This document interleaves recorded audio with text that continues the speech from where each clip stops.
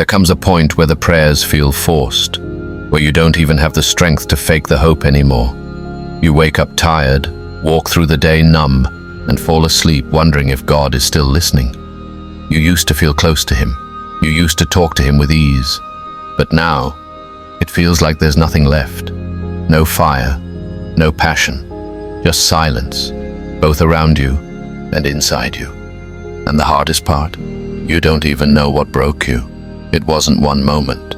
It was all of them, piling on, slow and steady, until you couldn't carry it anymore. And maybe you've said it under your breath or shouted it in your car, but it's the same cry either way. God, I've got nothing left. Not in my heart, not in my hands, not in my soul. You're not angry. You're just empty. You're not rebellious. You're just tired. You start wondering if maybe he's disappointed in you, like maybe your silence has made him silent too. You try to open your Bible, but the words don't land. You try to pray, but all that comes out is a sigh. You scroll past verses online, hoping one of them will pierce the numbness, but nothing does. You used to be the one others came to for strength, the one who had the words, the faith, the spark. Now you feel like an imposter in your own skin, still showing up, still smiling, but deep down, fading. Maybe you've started avoiding the quiet because that's when the ache gets loudest. Or maybe you're just afraid that if you listen too closely, you'll hear nothing.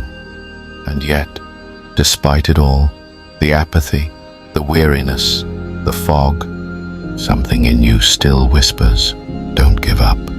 You're not sure it's faith anymore. Maybe just muscle memory, but it's there. And maybe that whisper is enough. Maybe God doesn't need you to roar. Maybe he's not asking you to be on fire. Just to stay. Stay in the silence. Stay in the tired. Stay in the ache. Because what if this isn't distance, but depth? What if he's not far, but closer than ever? Just quiet enough for your soul to notice. Sometimes presence doesn't look like goosebumps. It looks like breathing through another empty day.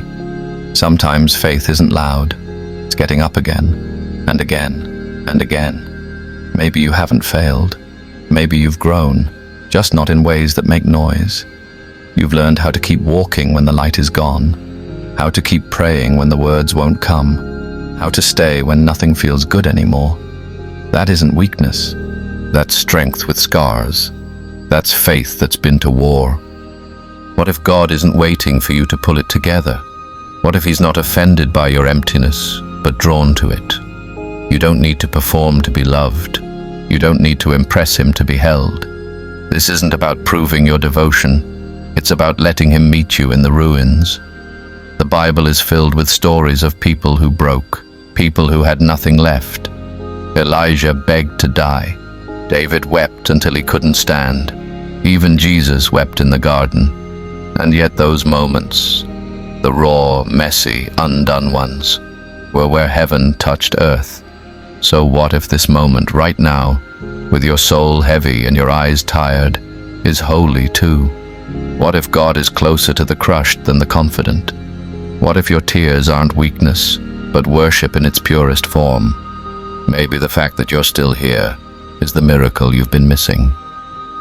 You've been measuring your faith by your feelings. But what if faith isn't a feeling at all? What if it's simply the choice to stay when everything inside you wants to run? What if it's sitting in the dark and still whispering, I'm here? God doesn't need your strength. He wants your surrender. And right now, in the silence, in the exhaustion, you are closer to the heart of God than you've ever known. Because when all the distractions are stripped away, all that's left is the truth. You still belong. Not because of your performance, not because of your spiritual high points, but because he called you his, and he hasn't changed his mind. This valley won't last forever, but while you're in it, don't waste it. Let the stillness become sacred. Let the silence become space. Because in your emptiness, he is enough. You thought surrender meant giving up, but maybe it means letting go. Letting go of how you think it should feel. Letting go of timelines, of pressure, of proving something. God never asked you to hold it all together. He asked you to come undone with Him. And maybe, for the first time in a long time, you can. No more pretending, no more filters, just you, raw, real, tired, but His. And here's what He does with that kind of honesty. He rebuilds, not instantly, not always visibly, but deeply, quietly, like roots underground, steady, slow, unstoppable. And one day, you'll look back at this season and realize it wasn't wasted. It was sacred, not because it was easy, but because it changed you, in the kind of way that never leaves, the kind of way that becomes part of your voice and your story. And maybe now, you're starting to believe it, not all the way, not loud, but quietly, like the first light after a long night. You realize that having nothing left might have been the beginning, not the end. That your breaking point was actually holy ground. That God didn't walk away when your fire burned out. He sat beside the ashes. He's not rebuilding the old you.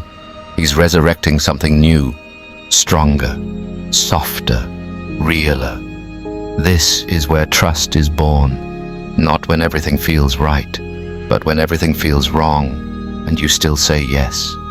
One breath at a time, one step, one whisper. Not because you have the strength, but because He never left. You don't have to climb out on your own. Just reach, even if it's weak. Just speak, even if it's barely a whisper.